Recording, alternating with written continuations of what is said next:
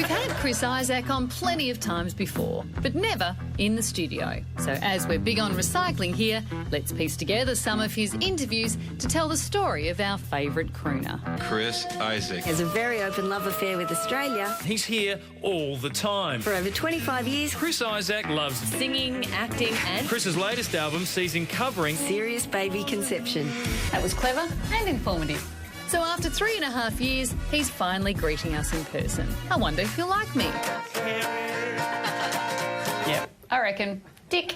Or if he'll think Charlie is intelligent. girls.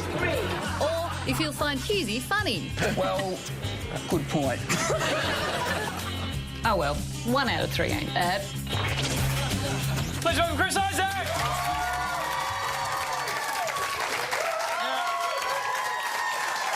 Great to have you at the desk. Good to be Great to have you here. But normally we see you either you've got your guitar, you've got your manager's dog, you've got Kenny. Do you feel exposed and lonely right now? Not at all. I told you to bring the guitar. Kenny, ladies and gentlemen, round of applause. No one can save me but you. All right. It was going good there for a second, Kenny. The front row were demanding you sing. They were demanding. So You guys have been together 27 years now. The band's been together. Do you still get along, or is this an act? Well, you know, we're musically together. I don't want people to get the wrong impression.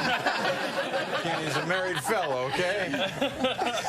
It make a great scrambled egg, though, Kenny. You do. We get along really good. You know, it's like people think that you're in a rock band, that you've got to be a great musician, but you live together. We're on a bus a lot of times traveling, so not only do you got to play, but you have to laugh at each other's jokes. If you don't get the other guy's jokes, it ain't gonna last. Is there something you guys do that's just between you when you're in downtime that it developed over the years?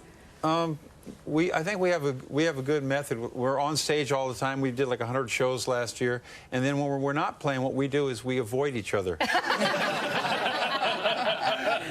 And we're really happy to see each other when we come back. I mean, but you know, it's strange. Like if you guys all showed up at a bar, people would go, "Oh, they're hanging out and stuff." That doesn't ever happen, I'm guessing. You guys don't. We don't see each other outside of this night. I got you. Now, you do come to Australia heaps. It's almost a second home to you. Did you say heaps? Heaps. Oh, we're going to speak Australian now. I don't know why. I love that word, but nobody uses heaps in America.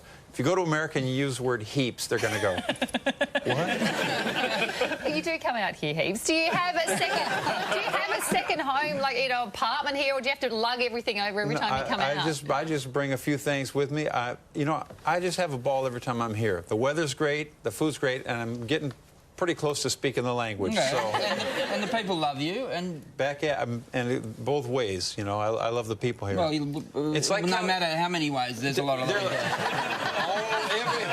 Every kind of witch and way with talcum powder included.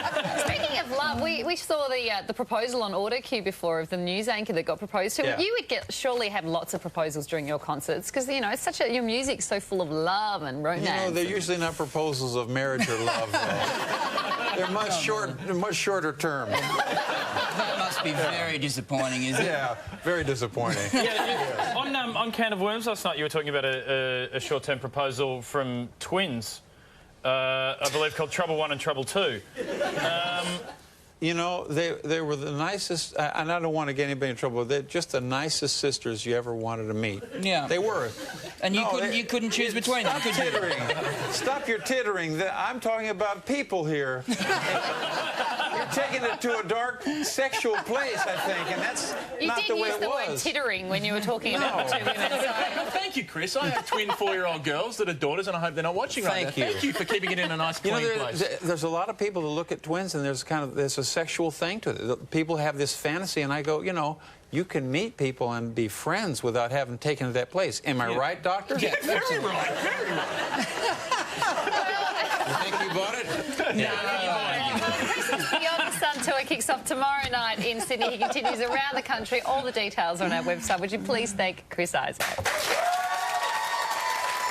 Thank you. Thanks. Pleasure. Thanks, Kerry. Right here. Now, if you have just joined us, here's a recap of today's headlines.